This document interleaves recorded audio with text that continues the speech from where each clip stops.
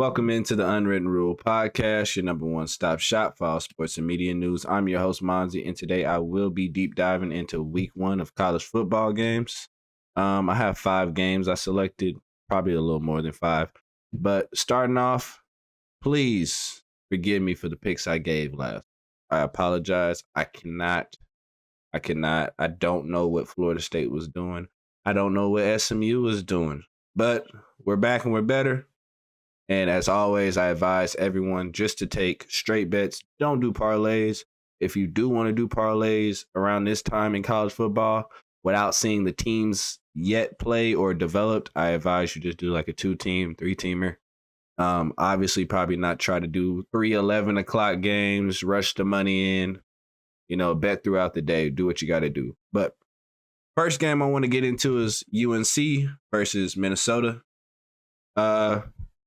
This game is getting played, I guess, at the Viking Stadium. If not the Viking Stadium, then I guess Minnesota just would be at home. But I believe it's at the Viking Stadium. I actually like, believe it or not, I actually do like the Gophers in this game.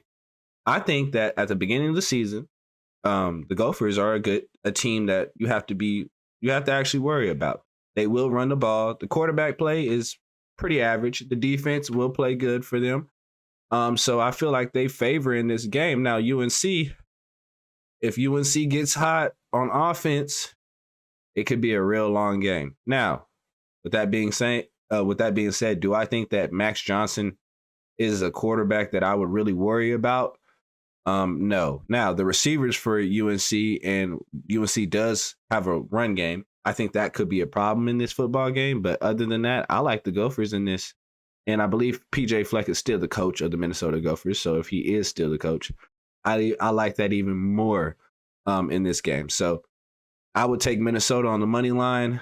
That's at plus 110. If you do want to take them plus the points, that's good. But I think it was only a 2-point spread. So you might as well just take them for the win. Next game, I have TCU versus Stanford. Now, this game is getting played in Stanford. So I don't think Stanford loses this game. And this is probably one of the best times you can play TCU after you've seen what they did last season, first game of the season against Colorado, got their butt smacked up at home. I think that TCU can still mess around and do that same thing.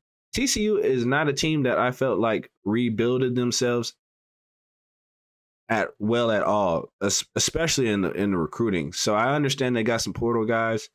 Hats off for that, but TCU is not ready for this. They're not. Now, TCU may still win the game, of course, but as far as beating Stanford by 10 points, I don't know. I think Stanford will string some stuff together, and they'll win that football game. Now, TCU does have a quarterback that TCU offense is generated off of straight passes. They're going to pass the ball. So it's going to be a long football game. It could be similar to when Stanford had to play Colorado and made that a long football game. So I think TCU may win the game, but I think Stanford covers the plus 10. I think it's probably it may be a 7-point ball game if Stanford was to lose, but 10 points, I don't think they lose by 10. I think they stay in this game for four full quarters, and I think that Stanford plus 10 is the play to pick. Next game, I have Penn State versus West Virginia. I don't know why this is so low. I guess because people have eyes that Garrett Green will come out and show Penn State what they can really what he's really about. That's not going to work. Penn State, especially after Florida State just did what they did, I think that James Franklin understands that he doesn't want that type of attention on Penn State this early. So I think he wants to come out here and win this football game. And plus, it's already a lot of pressure on James Franklin right now. He hasn't been such a good coach as of lately in big games.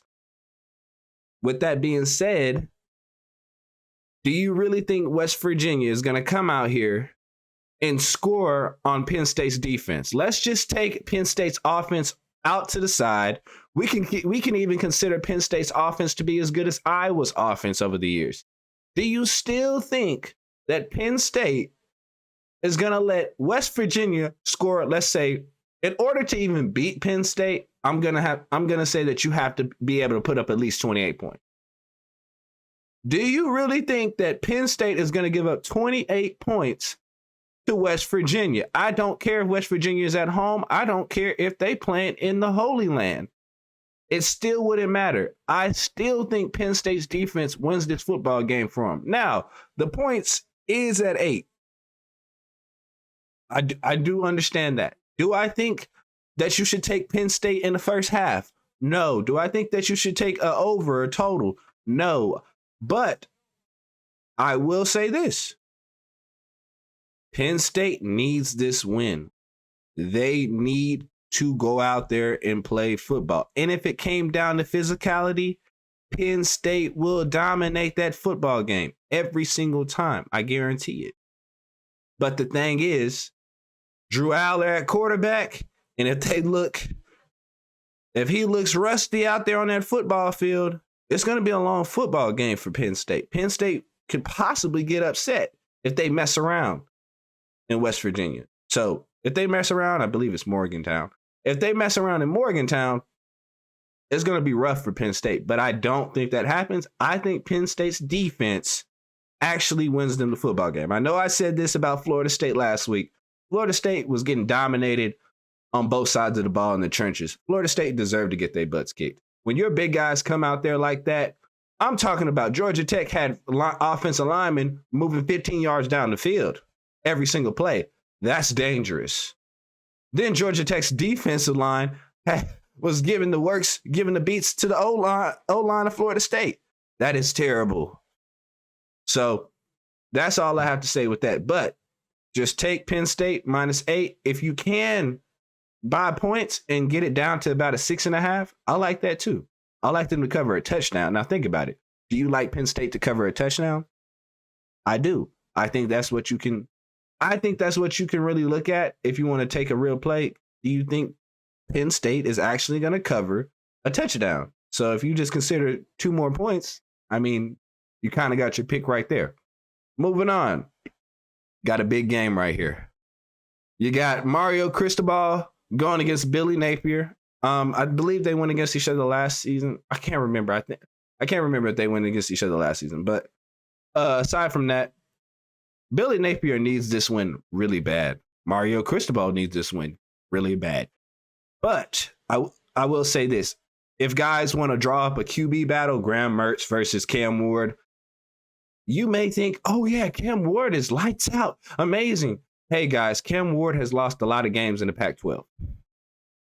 And I understand he was on a not so great football team in Washington State, which is fine, Washington State. But when you're playing on the road at Washington State, it's a pretty difficult place to play if you consider it.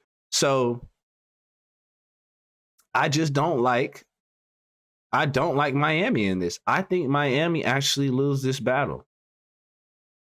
And I believe they're playing at a neutral site. So it doesn't really matter about, home crowd. It's still all in the state of Florida. Floridians, or whatever you want to call yourself, Floridians, they're going to travel to anything that's within the state. That's just like people in Texas and people in Oklahoma. Alabama, too. People in Alabama are still going to travel to go see a Roll Tide play football. It doesn't matter. But Graham Mertz, they have some upside. Only thing I don't like about Florida, man, is that defense. It's really hard to vouch for Florida when the defense doesn't show up. But it's the first game of the season. I like them right now against Miami versus liking them around the time it's like week 7. Like, I think that they will get their butts kicked. It doesn't matter where the game gets played. I believe Florida would get their butts kicked against Miami if it's not a week 1, obvious. So you can take Miami if you want to. If you really think that Cam Ward is going to be the second coming, but Mario Cristobal hasn't showed you anything. I mean, he duked it out last season with Clemson, I believe. But aside from that, no. I just can't take I don't think he's a good coach at all. I don't know when Miami will actually be back. I understand they got Cam Ward, but I just still don't think that they're ready. And I think that up front, the game will be won by Florida up front. When it comes to the secondary, Florida's DBs do not fit. Back in the day, you got to think about Urban Meyer had Florida. He had them boys turned up, but they have lost all type of potential on defense. So I don't know if they revamped, but hopefully they did. And hopefully that secondary looks way better than they did last season. And I believe last season, the first game of the season, they lost to Utah without Cam Rising to a backup quarterback. And I believe the backup quarterback name is Matt Barnes. I just know his last name is Barnes, but he started for and he was replacing Cam Rising during the season. So, and they won that football game, but Florida was supposed to win that football game themselves, but they were on the road at Utah. So now they're at home, but they played a good game. They were physical and they were close. Florida, they're just not, like I said, they're just not ready on defense. They could be struggling a little bit on offense, but I expect that out of Miami. Do you expect Miami defense to be lights out? Not really.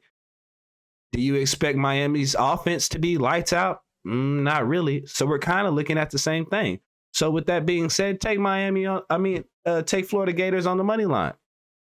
It's at plus 114. You got to take it.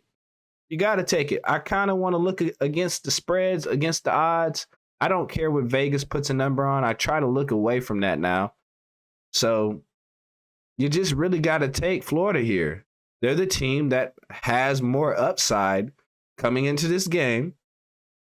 You've seen Billy Napier compete against all types of teams. Plus, Florida really needs this win. They have one of the hardest schedules in college football.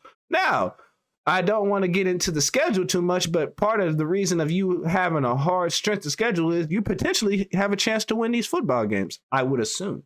But I don't know how Florida will favor against all the rest of the games they have on their schedule. But this game right here, Florida has to win it. They have to win it. They're going to have a rough season. All right. I believe they play about 6 of the preseason, like top 25 in the preseason. They play about 6 teams, and Miami's one of them. So we'll see how the Florida Gators do. And that game is on Saturday, and I believe it's probably going to be almost like at night or something like that. So everybody will be tuning in for that game for sure. Next, after Paul Feinbaum's comments on Lincoln Riley, we have USC going against LSU at Allegiant Stadium in Las Vegas where the Raiders play. Guys, this is the best time to go against the LSU team. Believe it or not, this is the best time to go against the LSU team. The best times to go against LSU is at the beginning of the season or at the end of the season. Best times. They're sweet as cake. They will always be sweet as cake. And it's Brian Kelly. Paul Feinbaum calls Lincoln Riley an average coach. What is Brian Kelly? What is Brian Kelly? Let's be honest. What has Brian Kelly really won? Nothing. What has Lincoln Riley really won? Nothing. What teams have you seen Brian Kelly have versus what Lincoln Riley has had? Brian Kelly had great defense at Notre Dame. Lincoln Riley has never had a team that has been able to play defense, ever. Lincoln Riley was a fool, and that's why he got what he deserved last season. That's why they got their butts kicked for pretty much almost every single game of that football season and wasted Caleb Williams' entire junior year because of the mess. Because Lincoln Riley chose to keep Alex Grinch, who is not a good defensive coordinator. Now, I believe they have Anthony Lynn's son. Anthony Lynn was the former head coach of the Los Angeles Chargers before he was fired pretty early, and then they ended up firing the coach right after that. So I think that Anthony Lynn's son, who has been around NFL teams, who has been coaching on NFL teams, I think that he will shape up the defense for USC. With that being said, Garrett Nussmeier and company will come to play. I do believe LSU will come to play offensively. Defensively, I do not think that LSU is a threat to Lincoln Riley and Miller Moss. Miller Moss, I got questions on you. I believe that you can be a good quarterback. I believe that there is some upside with you. I believe that you can develop during the season and become, maybe a top 15 quarterback in college. I believe that you can do that under a Lincoln Riley system, though. You guys cannot just sit up here and tell me, oh, yeah, it's LSU, sweet as day, all day, every day. Nah, man. If you watched LSU last season, LSU hasn't been playing defense since 2019. Since they had Joe Burrow. Since they had Derek Stingley Jr., Grant Delpit. They haven't been playing defense since that long. If you really check LSU scores, games go to 40. Over is hit. If you want to take the over in this game, take the over. It don't matter if the over was 85. I'm taking it. Smash the over in this game. It ain't going to be no defense played. And if it was defense played, Lincoln Riley would be the one having the turnovers in the football game. USC is going to be the one that's going to win. USC will come out on top in this football game, no matter what. Now, if you don't want to pick a winner or a loser, like I said, take the over. This is the best time to put points on LSU. Brian Kelly is not shutting them down. He's not. Lincoln Riley is not going to play LSU for the second time and get smacked up by 40. I mean, the last time he played LSU, they didn't have Brian Kelly at the coach, but they won LSU won a championship that year. Jalen Hurts was the quarterback that year for Oklahoma. So, and Oklahoma had zero defense. I think Justin Jefferson had almost 4 to 5 touchdowns that football game. But I think tables have turned. Lincoln Riley is an excellent head coach. Excellent head coach. Now, he just has to understand you may need to find somebody that can call defensive plays, that can run a defensive scheme for you, like Harbaugh had to do last season. He calls his big brother, or whoever the big brother is, but he calls Jim, and Jim tells him, oh, yeah, I got, what's it called? Oh, whoop-de-whoop. Yes, I have somebody on the team that's able to build you a defense with the scheme that you need in place that fits your offensive style. You can't just obviously find a defensive coordinator that doesn't fit your offensive style. So if you're a coach that needs turnovers, you care about turnovers. And that's what Lincoln Riley thought Alex Grinch could do for him, is get him some turnovers, which they did have.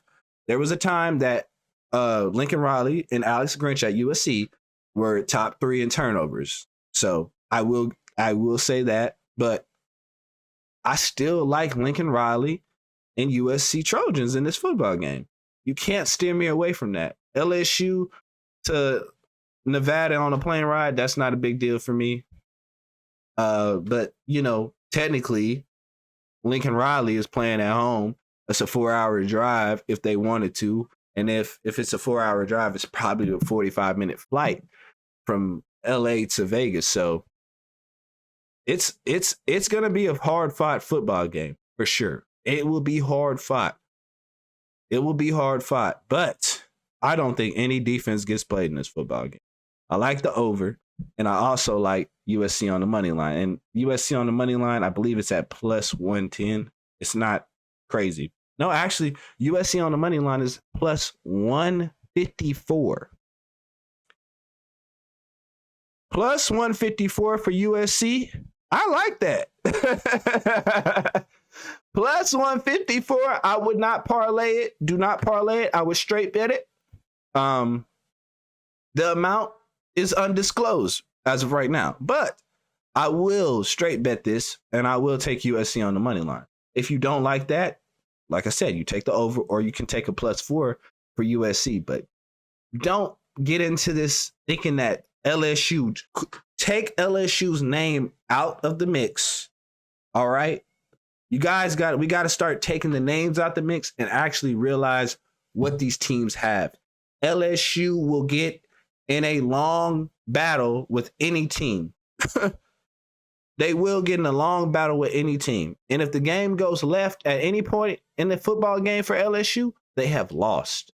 There's no coming back. So if I see a 21-7 and USC's up, I do not think one bit, no matter how bad USC's defense may be, I think that they will still reach 60 points before LSU would reach 30 points. So if it came down to any of those factors, I like USC.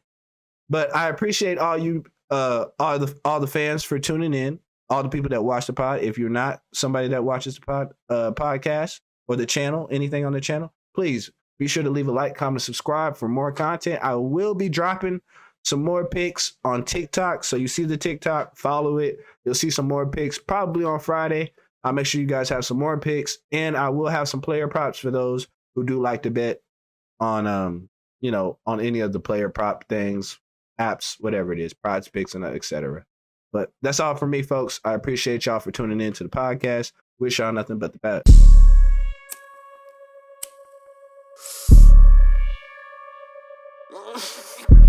Why?